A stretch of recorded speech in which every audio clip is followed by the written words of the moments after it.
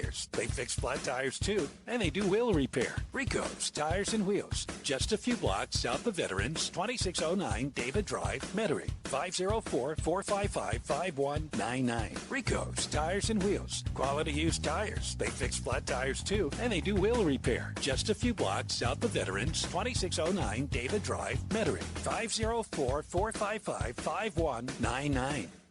The views and opinions expressed during this show are those of the hosts and guests only. In no way do they represent the views, positions, or opinions expressed or implied of WGSO 990 AM or North Shore Radio, LLC.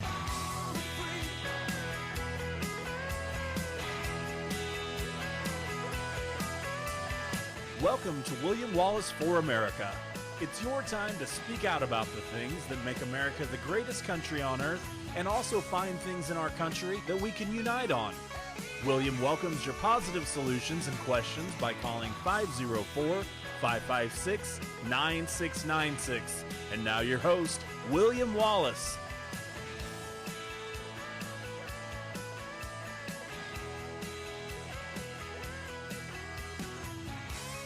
Adopt US Kids presents What to Expect When You're Expecting. A teenager. Learning the lingo. Today I'm going to help parents translate teen slang. Now, when a teen says something is on fleek, it's exactly like saying, that's rad. It simply means that something is awesome or cool. Another one is totes. It's exactly like saying, totally, just shorter. As in, I totes love going to the mall with Becca. Another word you might hear is jelly. Jelly is a shorter, better way to say jealous. As in, Chloe, I am like so jelly of your unicorn phone case. You don't have to speak teen to be a perfect parent. Thousands of teens in foster care will think you're, rad, just the same. To learn more, visit adoptuskids.org.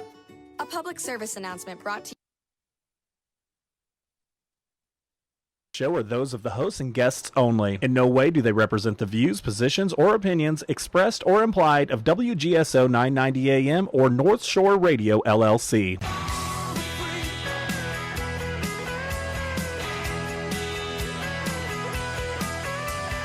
Welcome to William Wallis for America.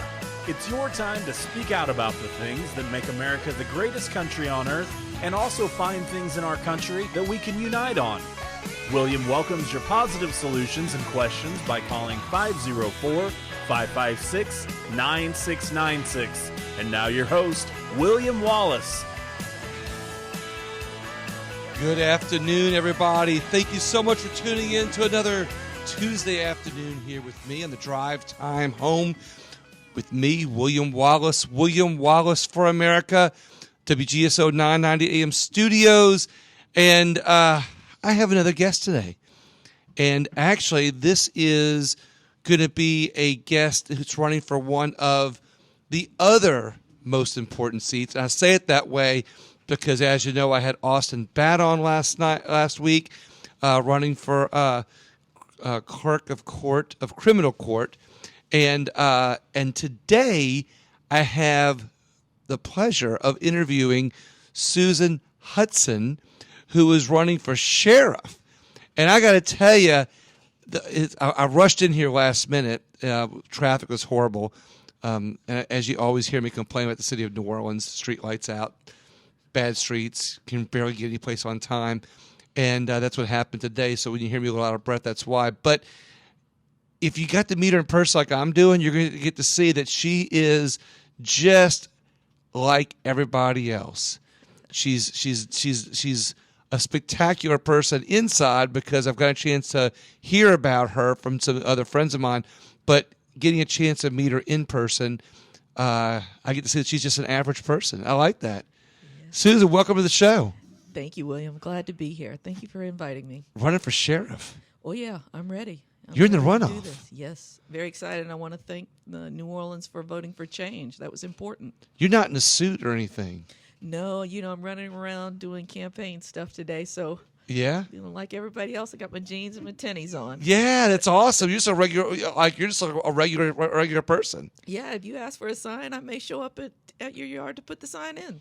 Well, I like that about you, just being a regular person. I say that I've said it a couple of times, but there's a reason for that because I think around America, people are tired of politicians. And the office of sheriff has become oftentimes politicized. Oh, yes. And it doesn't, are you going to do that? Absolutely not. I'm going to do the same things I've been doing for the last 11 years, which is listening to this community, meeting with this community, and actually enacting this community's solutions. When I was the independent police monitor for 11 years, they helped us create our community police mediation program, and they actually staffed it. All our mediators are from this community. They created the program, and then they ran the program. So, and everything we do, all the recommendations that we make, we are informed by what our community asks us for. And during the time of George Floyd and COVID policing, our community came together to ask for certain things, and we listened to them and helped NOPD to interact with them and to enact those changes that, for instance, changes to using tear gas. After our one tear gas incident, we were able to bring a wide swath of the community together to meet with NOPD to talk about policy changes and how they use tear gas, etc. So I believe in this community. Awesome. Yeah. So what was it about tear gas? Did you like, didn't like? What was that? Well, what we found out is NOPD had not used tear gas in anybody's memory that had been at NOPD for 30 years. Nobody could remember ever using it, but we did it this one time. And then we also found out that there were no really policies or rules or regulations regarding it because they hadn't used it. And so that was really, really key to finding that out. And as NOPD started working on a policy, we were able to take that policy, show it to the community, get feedback, and interact with NOPD about changes to it, making it stronger, making sure that there's more supervision involved in the decision making, and then leaders being accountable for those decisions as well. So whether I'm going to point out this, whether somebody agrees with having the use of tear gas was used or not, you didn't go in that approach. You went into the approach of reaching out to the community, getting people involved, working with law enforcement to find a policy that might be more up to date. That's right. Well, actually created one. And so they really needed one. And so we were able to do that, work with them on that, look at it. The investigation into the incident. One of the things we found out through our community was that a woman was hit in the head with a tear gas canister that night and split her head open. She had just been there with her daughters, having her voice heard. She wasn't in the front. She wasn't pushing against officers or doing anything. But when they launched it, she got hit. And we wouldn't have known that because NOPD was not ready that night. Mm-hmm. But our community, this man right here, reached out and said somebody got hurt. And he had seen it on social media. We took that information, got with NOPD, looked for her. In fact, my deputy found her daughter. And we were able to then get NOPD to investigate that case more thoroughly. So we needed to know what happened. Because I had been calling that night to find out, we were hearing projectiles were being shot, and we were being told they weren't being shot. So the first rule of leadership is you have to know what's going on, and that was not known that night all around. Or did they know and not admit that they knew? Well, the investigation showed that some leaders knew, like lieutenants, but it wasn't clear that the chiefs knew. Gotcha. So you refer to the when you said to this person right here, you're referring to Captain Black, who's also in studio today. Yes. Captain. Hello, one and all. How are we doing today? Good. Say that again, Captain. I said, hello, one and all. How are we doing today? There you go. Let me translate it for you. So Susan, tell us about your experience prior to the 11 years as being for the 11 years you were an independent what? The independent police monitor for the city of New Orleans. Okay. Who hires that?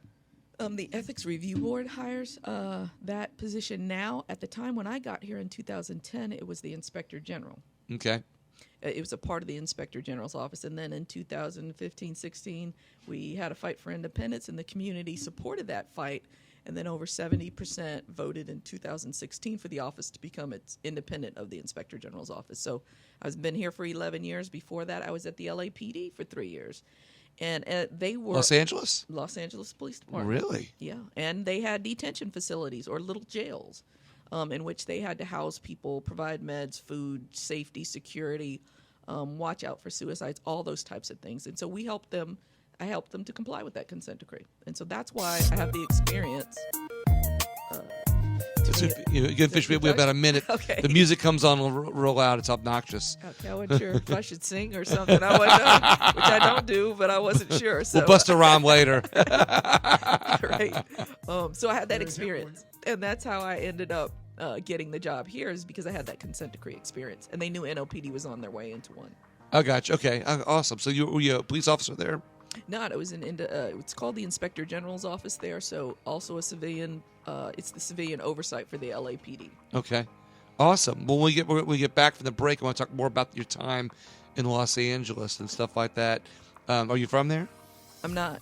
My family's more or less from Houston the last 30 years or so. Okay. So, yeah. But I went to Tulane Law, so I definitely have. Oh, wow. Oh, well, we have to hear about. Orleans. I want to hear all about that. All right. Yeah. So when we get back from the break here on WGSO 990 AM with me, William Wallis for America, you can also still read my podcast from last week, too. There is a hotel you will want your out-of-town guests to stay at, and you will want to do a staycation there. And the name is Parkview Historic Hotel. They are on St. Charles Avenue, overlooking the streetcar line and Audubon Park. Great views on all sides of the Parkview Historic Hotel. A historic home with antiques from days gone by with a beautiful history will make any stay at the Parkview Historic Hotel a unique experience. Double M Feed in Harahan has everything you need for your garden. And not just for maintenance, but what you will need to create the perfect garden for your home or vegetable garden. They have pet supplies, livestock feed, and they have the expertise that's needed for lawn, garden, and pest control. Go there to shop or just to get some great ideas for future needs. And they are full service. So don't worry about the heavy stuff. They are at 8400 Jefferson Highway in Harahan, or call them at 504-738-5007. There is a restaurant on the West Bank side of Jefferson Parish called Signet Landing, and it is a true gem for Louisiana-style dining for lunch or dinner. And their back porch overlooks a bayou with the boats of fishermen and shrimpers, so you know their seafood is fresh. So imagine having a meal at Signet Landing, and you won't be disappointed while the sun sets behind the boating community there at Signet Landing, and tell them William Wallis sent you. PDW Solutions has everything you need for your Second Amendment needs. Personal defense, training, concealed carry, and so much more for your personal and home security needs. To see what they have, visit them online or make an appointment to visit their store in person. PDW Solutions is on Facebook at PDW Solutions LLC or on the web at pdwsolutions.com. They aren't politically correct, so you may get an opinion on how they really feel about gun control.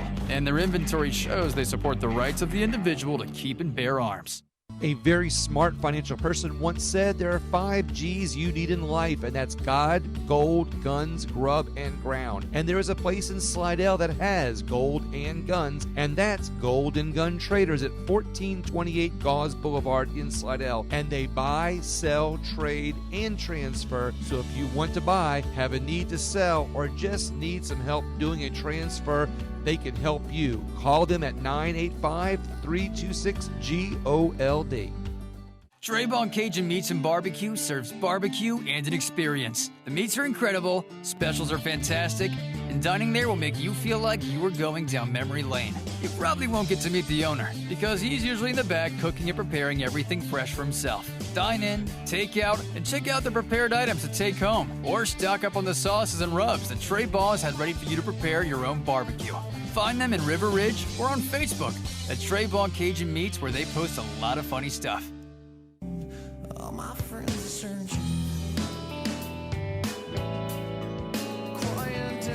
Everybody, welcome back to WGSO 990. So we're on with the runner-up for sheriff, Susan Hutson. This is big news. I gotta tell you, I don't know whether I call you Susan or do I call you sheriff? Do I call you? Yeah, go ahead, get a jump on it. You Call know, me sheriff. Yeah, why not? So talk to me. We were. I like how laid back you are. I like how easygoing you are. Now, I've actually met you because I just remembered as you're talking. I remember. I don't know where I met you, but it was at one of the events I saw you speak or something. Okay. Because I remember you saying something about your background. It kind of might have been. I forget where it was. Maybe an endorsement meeting or something like that. Campaign trail. Yeah. You know, someplace out on the trail. It's been So like a whirlwind. so you're from Houston originally. Well, my dad was in the Air Force, so we lived everywhere. But Okay. Houston was his final duty station, so we always just say that. And he still lives there. And you went to Tulane Law? I did. Awesome. I'm not going to say when, because then they'll, of course, date Did me. so? but Did it's you wild. did you study Napoleonic or did you get your degree in both? At the common law. I You- followed the common law. You know, in fact, I went to law school I found out later with Newell Norman. He was in the same class. Really? Yes.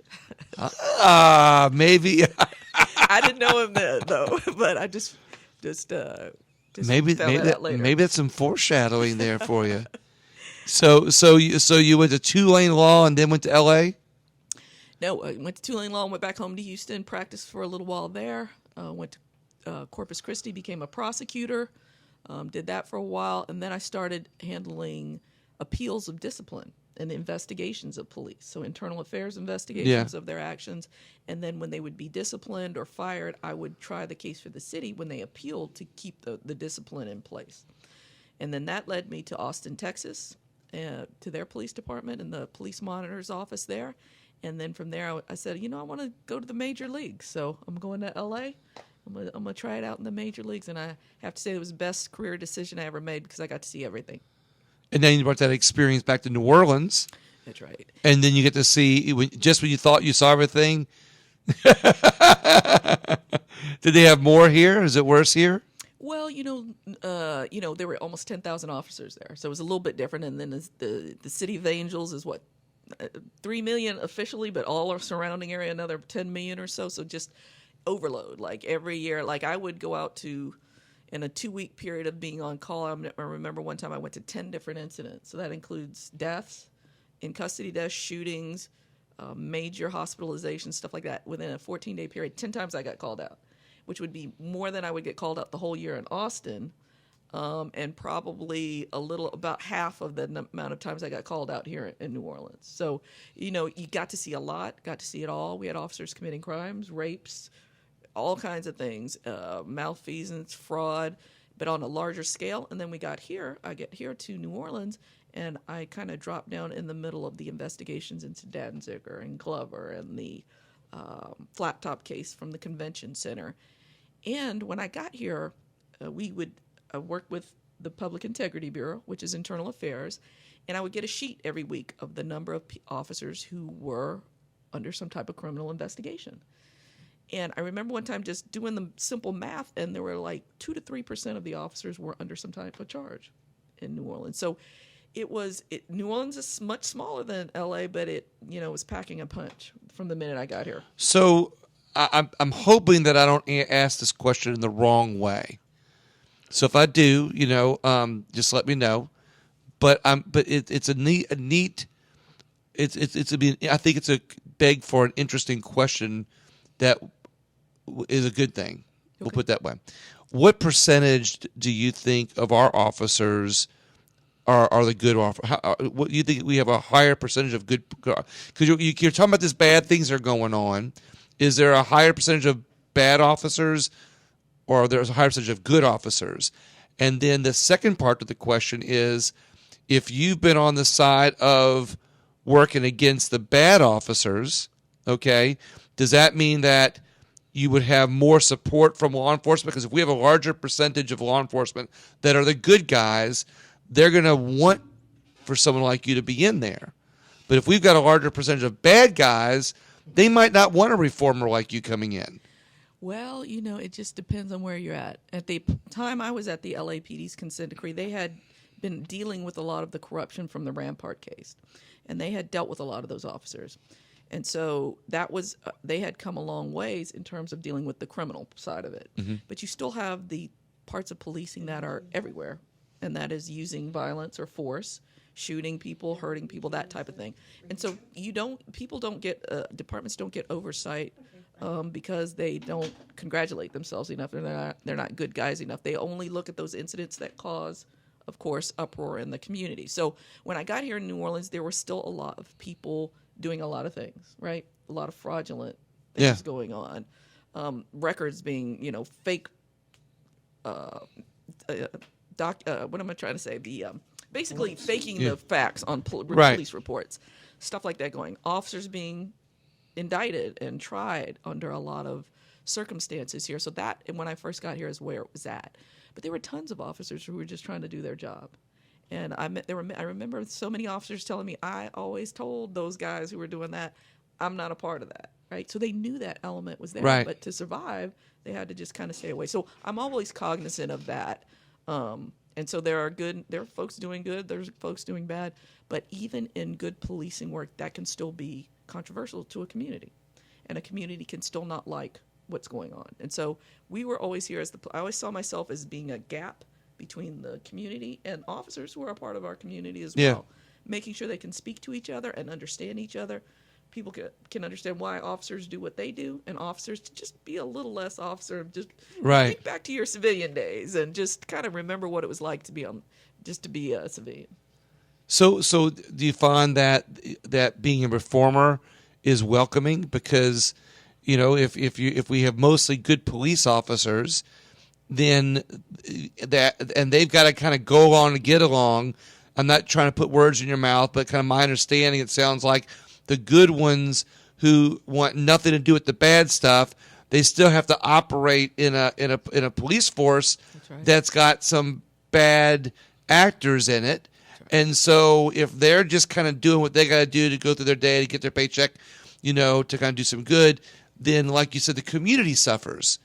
So if they realize that whoever's in charge doesn't have their backs, but you're coming in here as a reformer, you will have their back, the good guys' backs, and you can kind of wash out the crime. Do you see where I'm going with this? Yeah, because our job is to look at this system as well and to see where it is unfair to anybody in the system. So we had officers, you know, we had the community file complaints. We had officers file complaints. And we fought to establish that they could file complaints with us. Because when I got here, they had to go through their chain of command, who may have been part of the problem. Right. Now they could come to us and talk to us and let us know. And I didn't have to tell the police department what their names were. I can work on those issues without revealing them because a lot were afraid of retaliation.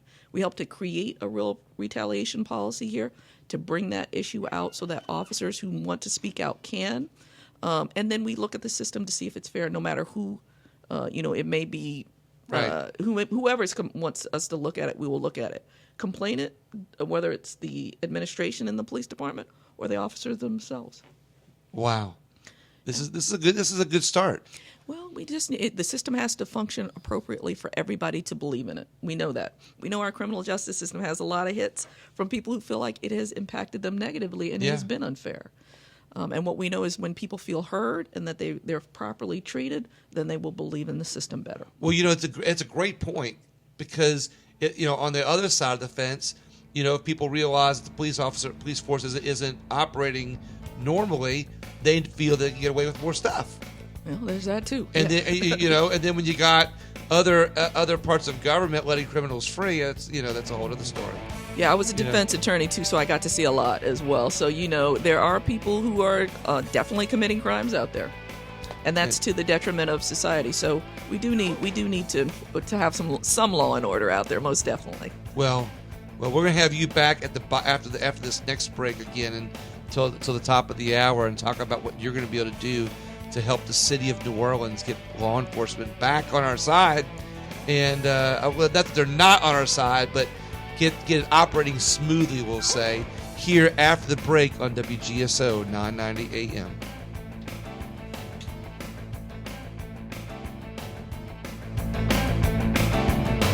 Jenna McCaffrey is a personal injury attorney, not a billboard attorney. With Jenna McCaffrey, it's not business, it's personal. She recognizes that when you have had an accident, you don't need promises. You need personal service, good advice, and someone that takes your situation personally and offers a level of service that makes you feel like your needs were met and not like you had to take a number hoping you will be made whole again. Her number is 504-837-1234. And remember, it's not business, it's personal. When you think of a hotel, you think of someplace you stay when you are away from home. But here in New Orleans, there is a hotel you will want your out-of-town guests to stay at, and you will want to do a staycation there. And the name is Park View Historic Hotel. They are on St. Charles Avenue, overlooking the streetcar line and Audubon Park. Great views on all sides of the Park View Historic Hotel. A historic home with antiques from days gone by with a beautiful history will make any stay at the Park View Historic Hotel a unique experience. The Great Southern Gun and Knife Show is going to be December 18th and 19th in West Wego at the Hilario Center. There will be guns, knives, ammo, and more for your personal and home defense needs, and the list doesn't stop there. So get your Christmas shopping done at the Great Southern Gun and Knife Show on December 18th and 19th at the Hilario Center in West Wego, Saturday and Sunday all day for the show, or find them at GreatSouthernGunShow.com or on Facebook for more dates and times. At Augie's in Harahan, you can reminisce about places like the Windjammer, Sal and Sam's, Smiley's, Augie's on Veterans, and Augie's Glass Garden, because Augie's talent for food was blended into all of them, and you can still experience them at his restaurant on Jefferson Highway in the Elmwood Business Park in Harahan. Augie's has a room for parties, receptions, and other events. Go visit Augie's for lunch or dinner and tell them... Louisiana Radio Network News, I'm Kevin Gallagher. The State Department of Health is proposing to add COVID-19 vaccines to the list of required shots for some students. It's a move Governor Edwards supports. It's going to be mandated to the extent that other vaccines are mandated, but only when FDA gives full licensure, full authorization. That's age 16 and above. Kids as young as 5 are getting the shots now under the emergency use authorization, but the pandemic seems to be waning. Attorney General Jeff Landry says adding COVID shots to the state's immunization requirements amounts to bullying and vows to fight it. A 3-vehicle crash along Highway 1 in Orleans Parish Monday took the life of an 8-year-old and is now under investigation. Trooper Casey Wallace says it happened just before 8 a.m. Monday when a car waiting to turn left across traffic was struck from behind by a commercial vehicle. After that initial impact with the commercial vehicle, the vehicle was pushed into the southbound lane and got impacted by another vehicle that was going southbound on that same exact road. 3 others in the car were injured. So far, no charges for the driver. This is news on LRN. DraftKings Sportsbook is coming soon to Louisiana. It won't be long until you can bet on all your favorite sports from the comfort of your own home. To celebrate, DraftKings Sportsbook is giving customers $100 in free bets when you sign up before they go live. No deposit required. DraftKings is bringing their experience as a leader in daily fantasy sports to the sports betting world and have created one of America's top-rated sportsbook app, DraftKings Sportsbook. Download the DraftKings Sportsbook app now and use code LASports when you sign up. Those who sign up right now will get $100 in free bets to use once mobile sports betting hits Louisiana. That's code LASports to get $100 in free bets instantly. Only at DraftKings Sportsbook. Gambling problem? Call 1-877-770-STOP. 7867. 21 and over. Louisiana only. Availability varies by parish. Eligibility restrictions apply. See DraftKings.com/sportsbook for full terms and conditions. Jenna McCaffrey is a personal injury attorney, not a billboard attorney. With Jenna McCaffrey, it's not business, it's personal. She recognizes that when you have had an accident, you don't need promises. You need personal service, good advice, and someone that takes your situation personally and offers a level of service that makes you feel like your needs were met and not like you had to take a number hoping you will be made whole again. Her number is 504-837-1234. And remember, it's not business, it's personal. If you want your website to come up in the top of the search engines, there is one place here in New Orleans, and that's Rhino Web Studios, and it stands for right here in New Orleans. Brett Thomas is the owner, and he will have your back. Rhino does websites, SEO, and social media. For one of the most respected web designers right here in New Orleans, you need to see Rhino Web Studios at rhinopm.com or call him at 504-875-5036. So many of my life's most important moments include the talks that I had with my dad outside on our deck. It was where we got away from the distractions of the indoors and just focused on learning from each other. I want to give that time to my own son today. So as I choose to build an outdoor structure for my home, I'm choosing Sequoia Outdoor Supply. They understand what it means to build memories, and they offer everything I need to get that done. Visit sequoiaoutdoorsupply.com to learn more. A very smart financial person once said there are 5 G's you need in life, and that's God, gold, guns, grub, and ground. And there is a place in Slidell that has gold and guns, and that's Gold and Gun Traders at 1428 Gauze Boulevard in Slidell. And they buy, sell, trade, and transfer. So if you want to buy, have a need to sell, or just need some help doing a transfer, they can help you. Call them at 985-326-GOLD.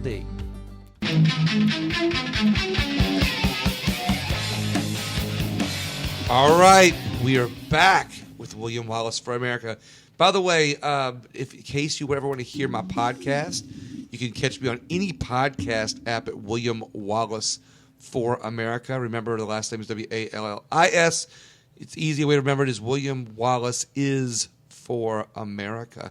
And or you catch my interviews on Facebook or YouTube at the same name. But we're on today with Susan Hutson. Not Hutson with a D, but Hutson with a T. The T. I like that. There we go. It was funny when you first told me. You know, I thought I heard Hutson. I'm thinking D, and then I caught the spelling was different. So that's why I asked you to repeat it again. I'm like, I thought you said a T, but Hudson's D, but you're Hutson with a T. With a T. So what is your passion? Yeah, this community, this city is so amazing. You know, when I was in law school, I didn't get to enjoy it. I was just trying to survive. As I imagine your daughter is also. Yeah. But didn't really get to just take it into my soul. When I got back here, all that changed. And I've gotten a chance to just enjoy the people, the community. You can sit down and have a conversation with somebody anywhere in this city and just have an amazing experience. And government needs to match that. It needs to support that culture. You know, I'm just amazed by your talent and your education to go to Tulane Law School. Law school is an amazing feat for any human being. Yes, it is. And I'm amazed by that. I am curious. Did you ever go through the academy or anything, or did you ever do anything with the police academy? Yeah, you know, we used to teach there, of course. Yeah. We teach about like oversight and misconduct investigations, how to conduct a proper one, how to take complaints, all that kind of information. And just we used to talk to the recruits about that, right? Don't be afraid of us. Right. We're here to make policing better. Contrary to what people want to paint it as, oversight is just about quality control. Right. And also about risk management. Policing is one of the most expensive endeavors anywhere in the country, and it brings a lot of liability with it. And oversight provides a lot of that, looking at it from a risk management perspective, trying to bring down some of that liability, and then also to just operate in a safer manner. One of the first recommendations I ever made here was about how dangerous the tactics were of the NOPD, because I was afraid for them, for their lives. In the first 3 years I was here, more officers got hurt or shot than at the time I was at LAPD, which had almost 10,000 cops. And so I was very afraid for them, and knew that there are best practices and tactics out there to keep them safe. And if they're safe, then we're going to be safer. What's interesting is when we started this conversation, we were looking at how you can be seen as the person coming from the outside, you know, going after cops. But and I've kind of, I don't know if you've kind of noticed. Well, I'm sure you've noticed where I'm going with this because you're smart. You're a lot smarter than me, I'm sure. And so you've gone from a reformer comes in as someone that some cops may say, oh, there's, you know, this person's coming in to take us down. But what you're saying now is that angle actually, if it follows its proper course and it's allowed to take the trajectory that it should be taken, which is to help be an aid or a tool for police officers. And then people can be guided to do the right thing instead of being punished for doing the wrong thing. Yeah, and training is really key to a lot of it. I mean, you have a few people who are just trying to do things, but a lot of it has to do with training, tactics, how they can be safer in what they do. And I have had a lot of police officers tell me during this campaign they're going to vote for me because it was not a hatchet job. We wanted to know, we wanted real investigations. We wanted to know what happened. We want policies and procedures to be appropriate for the department and for the community. And we want supervisors to be held accountable for the work, leaders to be held accountable. That is something that we champion. And I think a lot of the people on the ground appreciate it because they get all the discipline. Right. They do all the work, they get all the discipline, but a lot of times they get into those situations because of leadership. Police training is no different than shot placement or proper finger placement or knowing how to put the handcuffs on or knowing all the laws. It's good. It's a good asset if used the right way. That's right. And a lot of people, when I got here, NLPD was not using a lot of best practices in policing tactically at all. And they had a number of, you talked about finger placement on a weapon. They had a number of accidental or negligent discharges, not accidental because the weapon worked properly. It was the negligent. Yeah, that's right. So negligent discharges where people could have gotten hurt. And who would have gotten hurt? Officers, because that's who's around at the time. So as a sheriff, what would be your number one priority? There's not one. But it's really there are 3 parts to it. I have a 3-point plan. So we're not using a 9mm. We're using a shotgun. Yes, that's right. We're going to spread it out because there are 3 really important points. Number 1, we have to listen to this community, and they say they want true rehabilitation for folks who come in there and help for those with the mental health and the addiction issues. We can do that. There are providers in our community. That's important to do that. We will bring down the size of the jail when we treat people. We'll have that jail only for those who make us unsafe, who are shooting, hurting, carjacking, etc. There's plenty of room in there, and they're not going anywhere. But we have to treat the people who work there appropriately. That's a revolving door at the jail. They're not respected, trained, especially women and African-American women who are the majority of employees there face sexual harassment by supervisors, a number of lawsuits. Sexual assault by those in custody. So what are we doing to make the environment safer for law enforcement? We need to pay them more appropriately. They finally got to the $15 level. This is for law enforcement. But some of them were making minimum wage when they started. We need a pay plan. We need to plan and budget for raises and promotions, fair promotions. Mm-hmm. It's not who you know anymore, but fair promotions. And so that we can have a force that represents our community, is treated appropriately, and it's a fair process. And then the third point is that we have to listen. We talked about assessing and treating those who are in custody. We really have to do that. We have to see what their issues are. There are a number of issues there. And we can't just lock people up and put them in solitary confinement and all those things that make their mental health worse. They're going to come back out. Right. And they're going to come back out worse. And I've talked to so many in this community who've had an experience back there. I had a man tell me he was in there during Katrina when the water started rising and the state had to come bust them all out. There was a man who told me that the guards allowed the other inmates to jump him one day. There are people who said they didn't get fed during a day's period. So you're like, okay, if you do that, because you're in charge of the jails too. When you are in charge of the jail, it is strict liability. You are in charge of their lives, their health, the ability to eat, learn. All those things are sitting right there in the sheriff's lap. I take that very seriously, and we have people in this community who want to come teach. We know we need social workers to help them. Sometimes it's the family life as well. They need help with that. We don't want them to come back to the same environment that is spawning the addiction or is spawning the mental health concerns. We want to help them get to an environment that makes them our neighbors and good neighbors. I like this. I have a reason for asking this, but I'm not going to give you the reason because I want you to tell me what the reason is. For the people who would say, I want somebody to go in there and fight crime and reduce crime in the city of New Orleans, what would your answer be to them? The sheriff is not the chief law enforcement officer in New Orleans. It is the New Orleans Police Department and the chief of police. But we are also going to help them because on this campaign trail, I've been speaking to our community, and they're saying we, especially in the East and in Algiers, who already feel like they're on islands by themselves, right? They're like, we want to make sure we're getting a better service for our tax dollars in these big taxing communities. So we're going to help. We're going to help with So what is the sheriff's main job? 80% of the sheriff's job is to run the jail, the Orleans Justice Center. That's 80% of it. He also provides security at the court, some service of process, and then auctions or foreclosure sales as well for vehicles and car and houses. So 80% of that is the Orleans Justice Center. That's amazing. I didn't. Now, is the sheriff in Orleans the chief tax collector too? Right. He does get some taxes, but he doesn't tax collect like other. In Jefferson Parish, the sheriff is the tax collector. That's right, and many jurisdictions around Louisiana, which I was surprised to see. The sheriff is the head of a taxing district here, which collects money for the criminal justice system, and then the sheriff is responsible for disseminating it. Have you ever seen any reports from that district? Do you know how much money's in there? No, you don't. And this is another thing that's super important to me. And I'm a fiscal conservative in some ways because I believe that tax dollars, number one, need to be accounted for. We need to use the minimum, and we need to bid properly and competitively bid all contracts out so we save money for our taxpayers.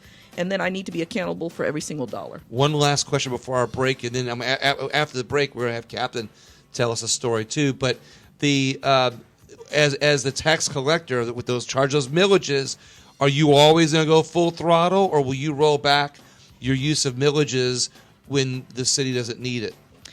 When it's not needed, we absolutely would roll it back. I'm a taxpayer too, so I'm with that. But I think that the community is going to like the way we account for all of our money, and we plan with the city council for growth, for raises, for facilities. Yeah, I think the community is going to like that. All right. We're going to hear more about this when we get back, and why Captain said he will vote for you story.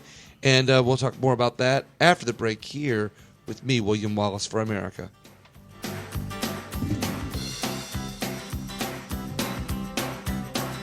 Double M Feed in Harahan has everything you need for your garden. And not just for maintenance, but what you will need to create the perfect garden for your home or vegetable garden. They have pet supplies, livestock feed, and they have the expertise that's needed for lawn, garden, and pest control. Go there to shop or just to get some great ideas for future needs. And they are full service, so don't worry about the heavy stuff. They are at 8400 Jefferson Highway in Harahan, or call them at 504-738-5007. There is a restaurant on the West Bank side of Jefferson Parish called Signet Landing, and it is a true gem for Louisiana-style dining for lunch or dinner. And their back porch overlooks a bayou with the boats of fishermen and shrimpers, so you know their seafood is fresh. So imagine having a meal at Signet Landing, and you won't be disappointed while the sun sets behind the boating community there at Signet Landing, and tell them William Wallis sent you. PDW Solutions has everything you need for your Second Amendment needs. Personal defense, training, concealed carry, and so much more for your personal and home security needs. To see what they have, visit them online or make an appointment to visit their store in person. PDW Solutions is on Facebook at PDW Solutions LLC or on the web at pdwsolutions.com. They aren't politically correct, so you may get an opinion on how they really feel about gun control. And their inventory shows they support the rights of the individual to keep and bear arms. The Great Southern Gun and Knife Show is going to be December 18th and 19th in West Wego at the Hilario Center. There will be guns, knives, ammo, and more for your personal and home defense needs, and the list doesn't stop there. So get your Christmas shopping done at the Great Southern Gun and Knife Show on December 18th and 19th at the Hilario Center in West Wego, Saturday and Sunday all day for the show, or find them at GreatSouthernGunShow.com or on Facebook for more dates and times. Clean? You get professional clean when you get Classic Cleaners.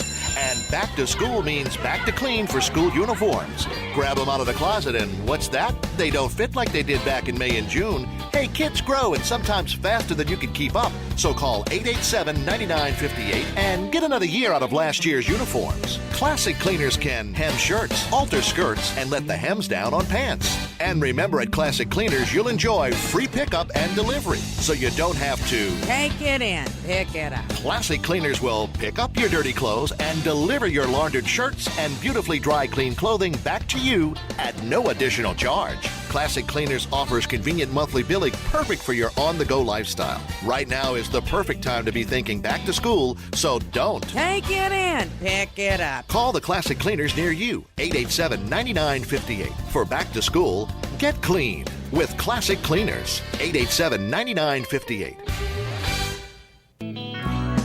All right, everybody, welcome back. I'm going to do this one really quick to get back on here because because I'm really enjoying this interview with Susan Hutson. But before I bring her back on, I'm going to ask Captain, who's in the studio with us. Captain, what's the incident that you want to talk about as to why you support Susan? Well, it's sort of a combination of things. I first met her, believe it or not, in Duncan Plaza, across from City Hall. Yeah. When I was the head of volunteer security at Occupy NOLA. Nah. Because, my advocacy combines activism, consulting, and one day she showed up and she was talking to everybody about their concerns, whether or not they were having good interactions with NOPD. And I said, well, this is very unique. Usually, a lot of people in her particular line of work aren't necessarily connected with grassroots stakeholders. And if you're going to change a police department, or in this instance, a sheriff's office, then you've got to have buy-in from the general public. And unlike a lot of people, she has worked for 11 years with people who can't benefit her politically, can't donate a bunch of money, don't have a bunch of lobbyists saying, well, here's our program, and oh, by the way, here's a donation so we can steer policy your way. And that type of credibility, on top of being a lawyer, on top of having, we're talking about expert witness level experience in civilian oversight of policing, it makes a big difference. And when we bring it to the issue of the sheriff's office, when the U.S. Marshal Service removed their inmates from the old Orleans Parish prison and said that it was too unsafe, that was a clincher for me. Again, the U.S. Marshal Service, we're not talking about a group of activists. We're not talking about a group of criminal justice reformers. This is about as conservative as you get in law enforcement. And when these men and women said that in good conscience we can't let our inmates stay in the correctional center here, that made me think long before she announced this, because now when she told me years later that she was going to run for sheriff, I kind of paused on the phone, and then I told her, this is the first genuine surprise I've had in a couple years. But it makes sense. And again, for old school people like me, at the end of the day, we don't want people in unsafe environments. And if someone has some sort of mitigating circumstance, mental illness, substance abuse, we want that treated. And as she said, and I had to contain myself, there's more than enough room for our plurality of armed robbers, carjackers, aggravated burglars, people who break in your stuff and attack you. So again, when you hear commentary about, her wanting to open up the door of the jails and just let people run out, that's not true. Oh, you don't want to? No, she doesn't. You have to put it back on the mic to let her say that. But constitutional corrections is something that I can stand behind, because if we're not providing a safe environment for incarcerated citizens, and if we're not also providing a safe environment for our correctional officers and staff, then what are we doing? Right. And this is what she brings to the table. That's amazing. Well, that's I'm glad to see that not only from the outside, from somebody, Captain Black, who's been, doing citizen street crime fighting. Well, we'll say community outreach with safety, homeless, and other intervention aspects. So you know the mental issues that we're dealing with. Oh yes, and that's why I'm very happy. Again, multiple reasons to support. So basically, as sheriff, you can't go out there and say, hey, we're going to lower crime, but what you can say is, and I'm not trying to put words in your mouth because I want you to elaborate on this, but what you can say is, I'm going to operate the sheriff's department better, which is going to create a better atmosphere. Not that you want to create a better atmosphere for criminals, but you want to create a better atmosphere for our police officers, because the sheriff's office is the one who is. Am I right? Am I getting this right? The sheriff's office is one who investigates the police officers that are doing the wrong thing. Is that right? The sheriff's office investigates NOPD? Yeah. No. Okay. Now, sometimes they investigate their own, but the sheriff... So they investigate their own? They investigate their own. But the sheriff can have a role in helping NOPD. So if we, instead of building this mental health jail, which I do not want to build, I want to build treatment facilities for our community, that can house people who are sentenced to that. But NOPD could come and drop off. Right now, they're the primary responders to mental health crises. Where the city council is working on changing that, which will save time for NOPD as well. But right now, if we have a facility where they can drop off people who get medical and mental health care, they can go back to doing their jobs. They spend a lot of time on mental health calls, and booking people and all that takes a lot of time. We can do something about that. So when you were investigating police officers who did the wrong thing, you were investigating the NOPD from that side. So now you're working with a different department. Now, I oftentimes ask questions like a 5-year-old. It's not because I think like one, although being a man, some women think that. But no comment. Nor do I have I won't go too political there, but I ask things like this because the average listener, if they lose track for 1 second or maybe they don't know, and so I try to think in terms of and I don't want to being the lowest common denominator in a bad way, but I just mean that some people aren't hanging on the edge just listen to every word. So I have to ask questions like this and say things like this because I want people to really understand. Right. So when you were your 11 years investigating bad police officers, that was going after NOPD. Now you're going to a different department with that experience of what's needed to fix it from within and including our jail system. That's right. The accountability systems, if you read any of the first of all, the sheriff's department is under a federal consent decree, so they're under federal court orders for reform. And one of the issues is they don't hold their own accountable. They don't investigate them properly. You file a complaint, you may not hear anything else about that. If that sounds familiar, that's what happened at NOPD 11 years ago, right? And so we made changes to those systems to make sure we do know what happened. Investigations have come a long way. In fact, I was the one who made the first recommendation for the force investigation team that handles officer-involved shootings, major deaths, stuff like that, because we didn't have that here. After Danziger and Glover, we could not have any more of those investigations occur. We had to have real investigations. Some of those same things are going on in the sheriff's department. I'm going to make those same recommendations here. This is what I do. I'm a consent decree expert. We're going to deal with force reporting appropriately or the use of violence. We're going to have a system that people can use. People have filed a complaint about the deputies at the civil court and gotten no response. Yeah. So, and those are ones that could touch anybody in the city. So, having those accountability systems, that's what I do. Treating folks for mental illness, that's what our community does. There are experts in the community who do that. We're going to have them be a part of it. We're going to have our community to tell us what they want us to do. Where do you want us to be patrolling at? So it's going to be a combination of all those. But one of the most important things I did at NOPD was when I got here, and I've been in 3 different cities. When I got here, one of the complaints that we got the most was a lack of police services from people. People, especially people who have lost loved ones to homicide or other violent crimes, could not reach their detectives who were overwhelmed and couldn't find out what was going on, couldn't get their questions answered. And we were a bridge between them and the NOPD. And they were happy for us to do that, right? Because we can help them with that function while they're trying to investigate and whatnot. So that's what we do. We bring our community and law enforcement together so that we work together on the issues. When does a consent decree end?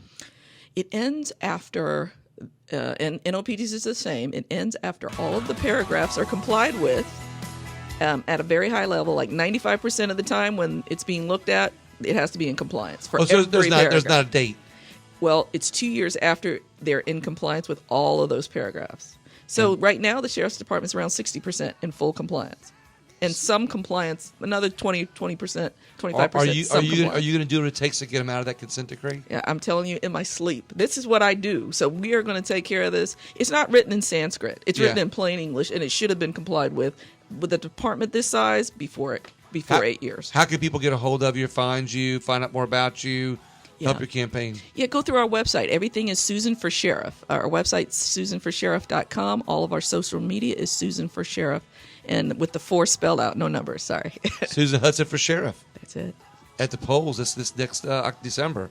Yeah, we got to do this. We got to vote for change. Thank you, awesome. William. Let's end on that. All right. Thank you all very much.